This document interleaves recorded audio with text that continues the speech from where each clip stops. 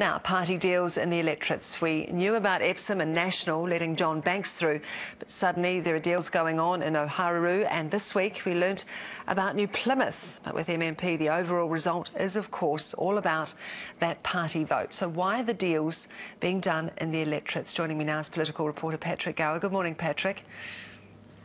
Good morning. What's the strategic advantage to doing this?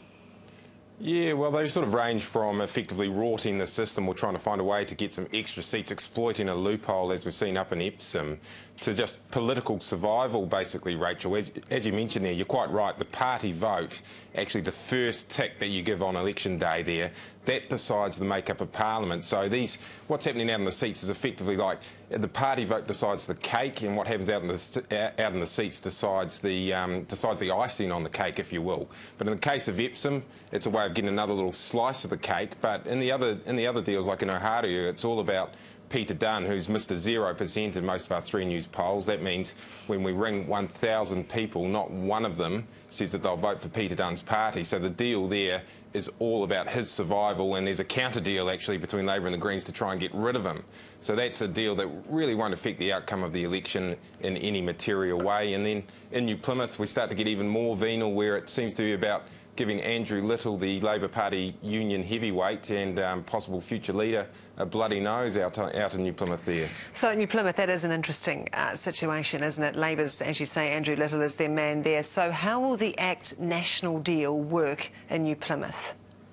Well, we saw yesterday, Rachel, when you effectively had to corner Don Brash on first line yesterday morning, and he actually finally admitted that the deal was on and that it had been decided between him and John Key. So that's the sort of height or the level these go to. They go all the way to the 9th floor of the Beehive where these are decided, and effectively what will happen is the ACT candidate will not stand at all in New Plymouth. Quite often you see in these deals they're a little bit more shadowy or murky, and there's a candidate standing there but effectively directing people not to vote for him.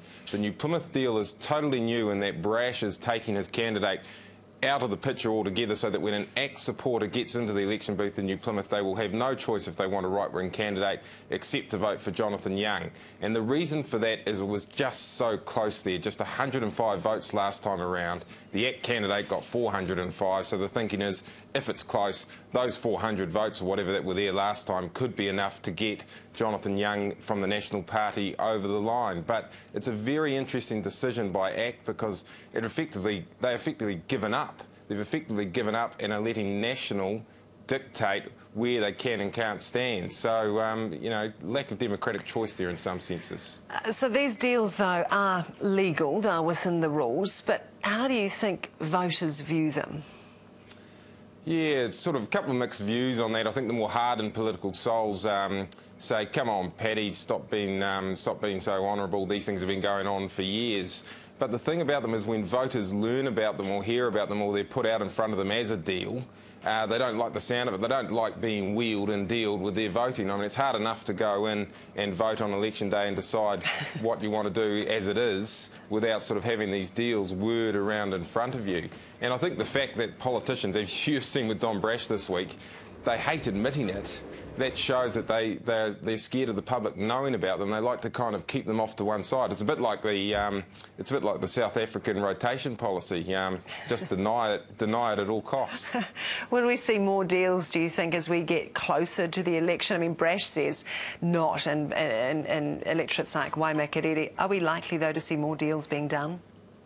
Yeah, I think they'll start to move away from them now. You know, some sort of damaging. Waimakariri is another one where it just really smelt like, you know, you could smell the stench of another dirty deal sort of emerging from the Waimakariri River there. But Don Brash moving away from it this week, I think the negative kind of publicity that comes with them, the wheeling and dealing, we'll sort of see these ACT and National deals kind of go by the wayside, I think, now, Rachel. OK, just want to touch on the Kiwi dollar. It hit another post-float high yesterday, 87.6 cents, pushed along, of course, by America's debt crisis. Can anything be done to stop it, to ease the pain for our exporters, do you think? Quite amazing, the climb of the Kiwi over the last year or so. I mean, it's just 65 cents a little over a year ago, continuing to march. People talking about parity now, getting dollar for dollar with the American, or even going past $1 in the coming weeks and months. Not a lot seems to be the consensus from the economists of what you can do about it. The Reserve Bank Governor, Alan Boller, does have the potential to intervene, as it's known, as sort of legal powers where he can effectively try and flood the market with New Zealand dollars and try and bring the price down out there in the global markets. But the consensus really is that, you know, with these global forces at work, with the greenbacks essentially being printed over there with what's called quantitative easing, to move in and try and sort of use our Kiwi and try and influence these global forces would just be madness. So he really needs to sit back, and that'll frustrate exporters. But we're at the push of the global forces here, Rachel. All right, Patrick Gower, thanks for your time this morning.